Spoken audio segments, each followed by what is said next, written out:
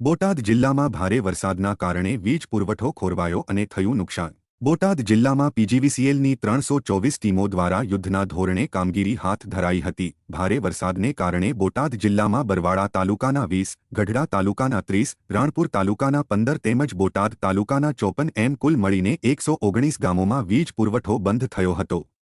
બોટાદ જિલ્લામાં કુલ 278 વીજ પોલ ધરાશાયી થયા હતા તેમજ ઘણા બધા ખેતીવાડી તેમજ જ્યોતિગ્રામ ફીડરો બંધ થયા હતા।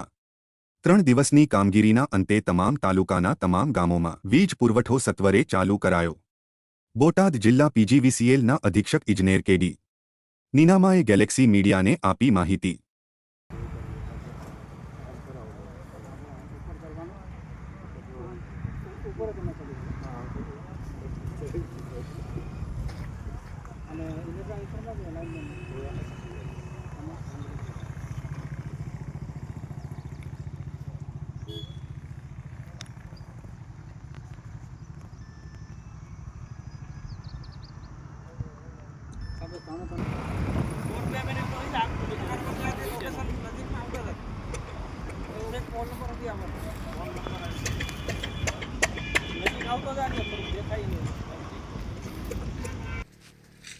हाथ में ऊँचो कर दो हजारी ले लेता है मामा हम करो जाए जाओ आप मधुली होटल पे आ जाओ। हाँ लाइन में शॉर्ट ने अर्थ કરી છે ને બે બાજુ થી शॉर्ट कर અને આ જે તમને બેન્ડ પહેરાવી છે એ ગ્રીન કલર ની પહેરાવી તમને ખ્યાલ છે ને?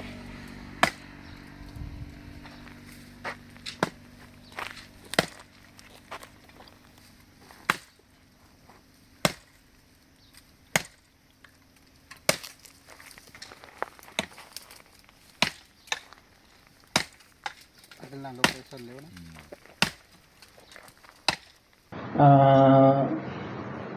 आ ચોમાસાના પ્રથમ સિઝનમાં ધમાકેદાર વરસાદને એક આગમન થયું હતું અને પૂરજોશમાં વરસાદ આપણા જિલ્લામાં એટલે બોટાદ જિલ્લામાં આશરે 15 ઇંચ જેવો વરસાદ થયો હતો।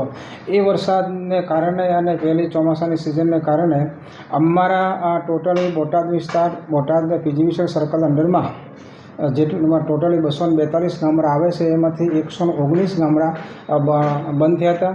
એ પૈકીમાં બરવાડાના ટોટલી 30, રાણપુરના ટોટલી 15, બોટાદ તાલુકાના 54 અને ગઢડા તાલુકાના 20 કરીને ટોટલ 119 ગામડા જેવા જે તે દિવસે એટલે કે સોમવારના રોજ સાંજે બંધ થયેલ હતા।